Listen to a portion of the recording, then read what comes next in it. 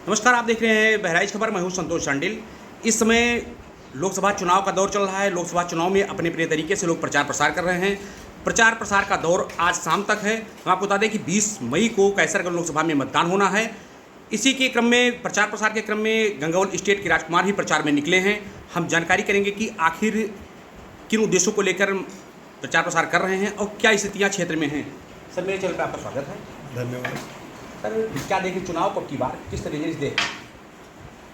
देखिए, लोकसभा का जो चुनाव होता है, सिर्फ इस बार नहीं, हमेशा जो होता है वो राष्ट्र के लिए चुनाव होता है।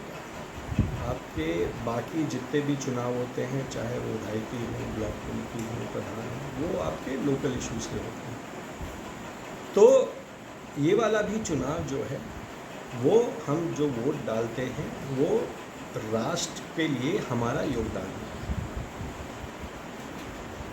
मुद्दे जो इस बार हैं वो मुद्दे हैं भारत को और आगे ले जाना।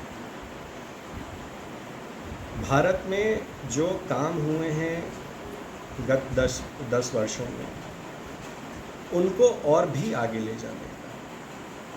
तो जो वोट यहाँ पर आदमी जा रहा है देने, जो हम लोग भी निकल निकल के प्रचार कर रहे हैं, वो इसी भाव से निकल रहे हैं कि राष्ट्र के लिए हमारा ये योगदान है और जो वोट पड़े वो इसको दिमाग में रख के पड़े। अब आ जाते हैं हमारे क्षेत्र पर। हमारे क्षेत्र से माननीय विभूषण शरण सिंह जी आज तक सांसद रहे,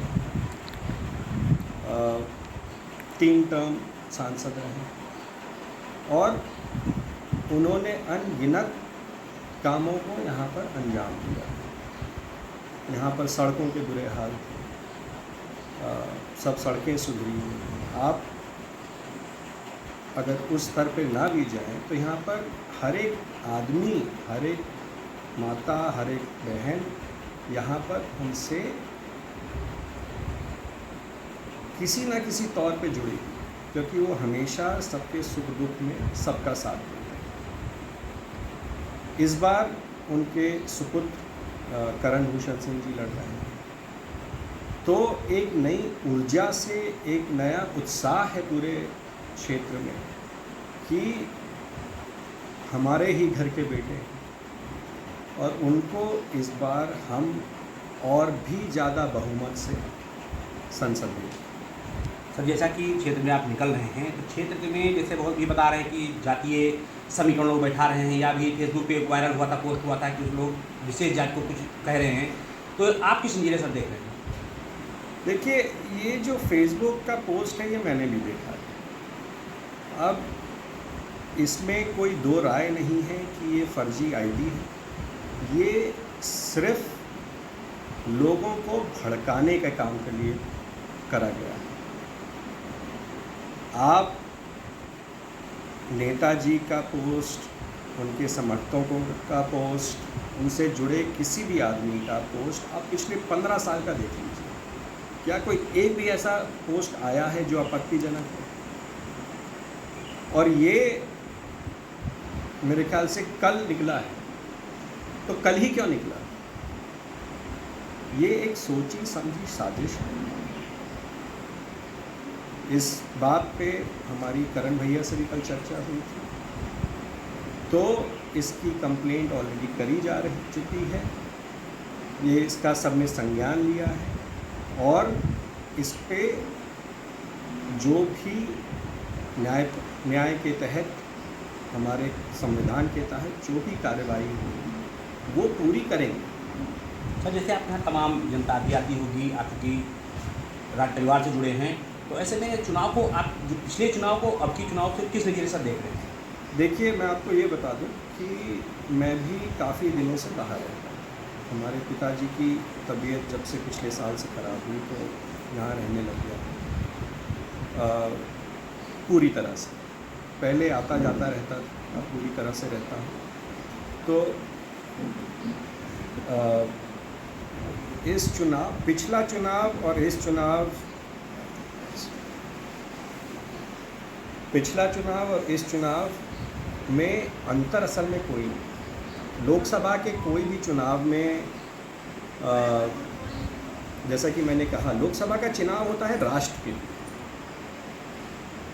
हर चुनाव में ज़रूरी नहीं है कि हवा बदले, हर चुनाव में ज़रूरी नहीं है कि माहौल बदले। तो ध्यान में यही रखना चाहिए कि ये चुनाव जो है राष्ट्र के लिए, और पिछला चुनाव भी जो था वो भी था राष्ट्र के लिए। आखिर जो मोदी जी का जो पहला टर्म था, जो 19 में वो जीते थे, उसके बाद 14 में भी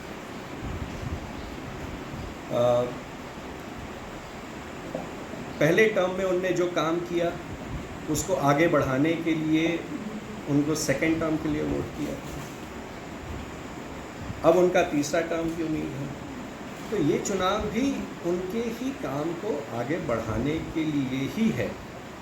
जो वोट देने जाता है नागरिक, हम लोग सब लोग वोट देने जाते हैं, वो इसी दृष्टिकोण से जाते हैं कि जिसको भी वोट दें वो हमारे राष्ट्र को बहुत आगे तक ले जाए।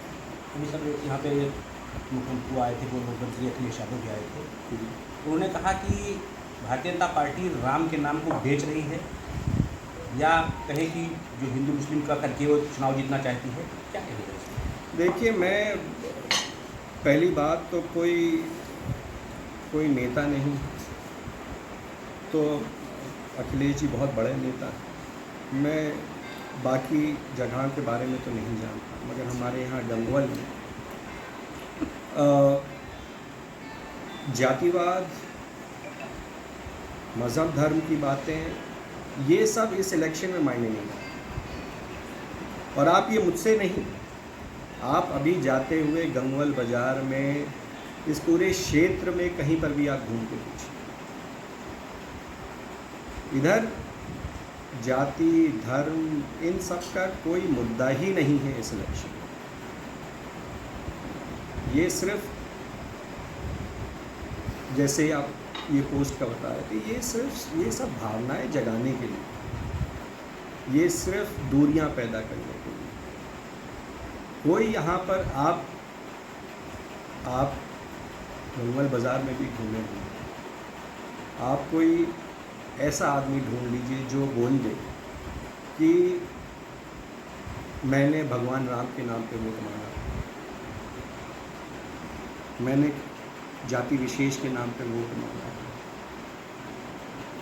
देखिए, ये दायित्व हम सब समझते हैं कि जो लोकसभा का इलेक्शन, बार बार मैं वही चीज़ बोल रहा हूँ क्योंकि ये मेरे अंदर से मेरा मानना है कि हमारा काम है इस राष्ट्र को आगे ले जाना। अब कोई सैनिक की तरह हम खड़े होकर सीमा में सुरक्षा तो देश की कर नहीं सकते, तो हम क्या कर सकते हैं?